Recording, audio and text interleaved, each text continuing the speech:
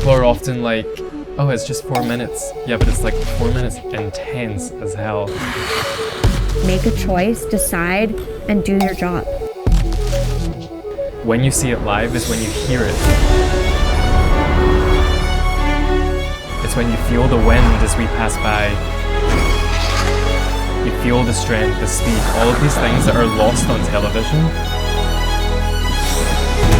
And we do things that you've never seen in the sport before. Step away from the stereotype that figure skating is and hopefully open that up to a new audience as well. When you're yourself, people believe you because you're doing something that's genuine. I first touched the ice when I was 2 years old. My mom is Canadian and she grew up competing in ice skating, and it was really her whole life growing up. And I remember being bribed with stickers. So if I got a new skill, I'd get these huge stickers and I stuck them all over my bunk bed at home, and that was really where the love began. Like, I remember my first day on the ice. Like, I remember the feeling of, oh my God, I'm sliding. The biggest thing for me was just the cold air on the face. I think I also was drawn to that just because of its uniqueness. There's nothing else to me that feels like it. And I'm blessed in a sport like this that every time I step on the ice, I still get that. I'm reminded of that.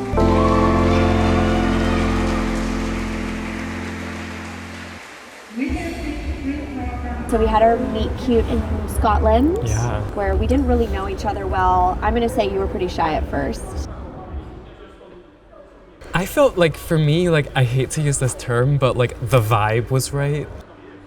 But yeah, it became very much like big brother, little sister vibes. We embarrassed ourselves so much at the start. We were so bad.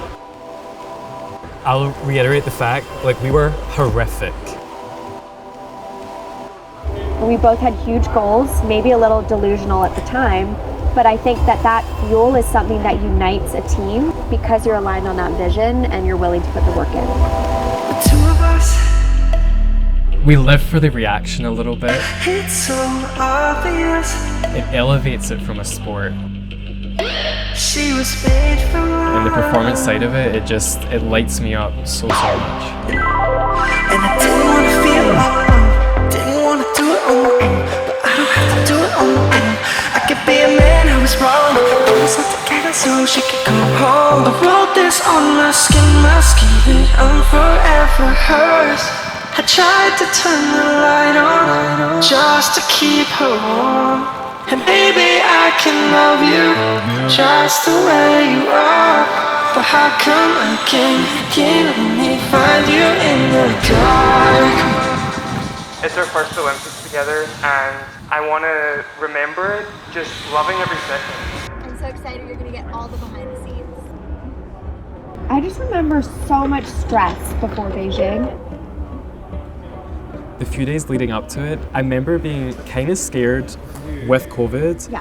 but also to not get injured, because you cannot say you're an Olympian until you've actually competed. Then we had the free dance, and the free dance, I was like crumbling.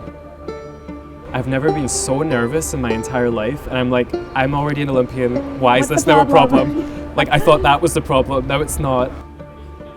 Yeah, we turned it around for the competition, and looking back, we skated well.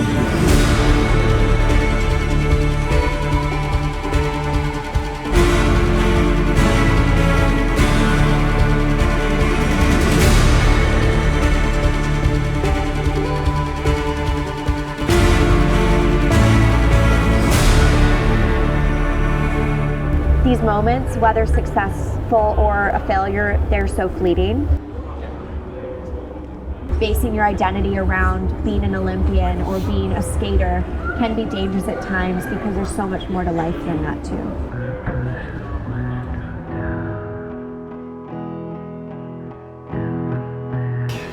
When I came out, publicly came out, I felt that something that crossed my mind was dealing with being in a judge sport.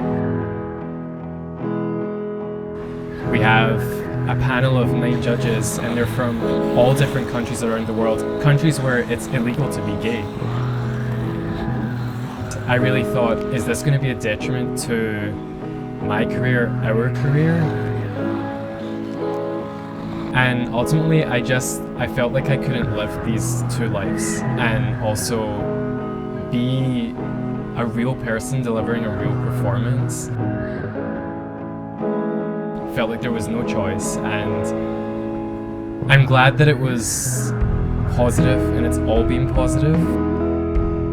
You have to listen to the voices that matter and not the chatter in the background, the comments online, all of this sort of thing. It's not actually what's true.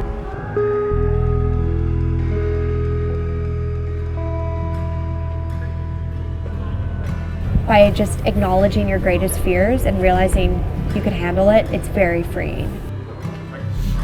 And instead of trying to be fearless, just be proud of the courage that you have, which is feeling the fear and doing it anyway. Came like a resolution